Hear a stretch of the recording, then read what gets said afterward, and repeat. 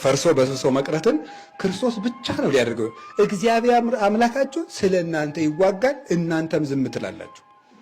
እግዚአብሔር አምላካችሁ ስለናንተ ይዋጋል ማለት እናንተ ዝም ትላላችሁ ማለት ይሄን ሰው ሊያደርገው አይችልም። ሙስና መቃብርን ማጥፋት ፍጡር አይችልም። ይሄ ክርስቶስ ብቻ ያደረገልን ነው። ፈርሰን አንቀርም። ዋይ ሸሽ የተበላሸ እያላችሁ አታልቁ ይችላሉ አባቶቻችን ሲተረጉም። ሰው ሲመጡ ኧረ እኔ አፍሬ ነው የምቀበር። በእርግጥ ውሸት ነው። አሁን ብንለቀው ብዙ ሰው እኮ አይገባም። ውሸቱን ነው እኮ የሚቀልደው። እንደው መቼም እኔ ልኮነን እኮ ነው እንጂ የሰው ልብ ደግሞ መረመርክ እንዳትሉ እንጂ ማለት እኔ ስለማልገባ ነው። እኔ ስለማልገባ ሰው የሚገባ አይመስለኝም። እንደው ኋላ ላይ ያስፈረድብን እኮ ለቀቁኝ እኮ ማን የለቀቀኝ ብሎ የባስ ተፍጨርጭሮ ወጥቶ ደግሞ ኋላ ላይ ያሰቃየን ነው እንጂ እኔ ወደ መቃብሩ ስገባ ዝም ብሎ የለቀቁኝ እነማን ናቸው አይታችኋል? ዲል ነው እንጂ አሁን ሊገባ ነው። አይገባም እኮ ውሸቱን ነው። ግን የሆነው ሆኖ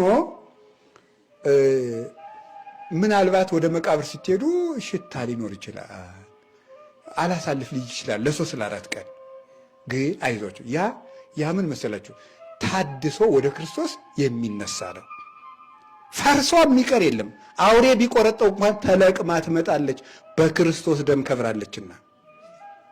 ዛሬ አያችሁ፣ ድሮ እኮ የሞተ ሰው በርን የነካ ሰው 24 ሰዓት ርኩስ ነው በኦሪት። ዛሬ ሰው ሲሞት ምንድን ነው የምናደርገው? ስመን ነው የምንቀብረው። ስመን እንቀብረዋለን። ይሄ ማለት ምን ማለት ነው? በክርስቶስ ደም የታተመ ነው ማለታችን እኮ ነው። ነገም ይነሳል ማለታችን ነው። የምንስመው ለዚህ እኮ ነው። በርን የነካ ርኩስ ነበር። ክርስቶስ እስኪወለድ ልደታችን ርኩስ፣ ክርስቶስ እስኪወለድ ልደታችን መወለዳችን ርኩሰት፣ ክርስቶስ እስኪወለድ በድናችን ርኩስ፣ ክርስቶስ እስኪወለድ ጨርቃችን ሁሉ መርከስ፣ ሁሉ ርኩስ። መድኃኔ ዓለም ከመጣ ወዲህ ግን እንግዲህ ለመተነስተ ማይደርነ ዘበምድር ብነ ህንፃ በውስተ ሰማያት ዘይገብሩ እደ ሰብእ። በምድር ያለው ቤታችን ቢፈርስ እንኳን በሰማይ የሰው እጅ ያልሰራው ቤት አለን።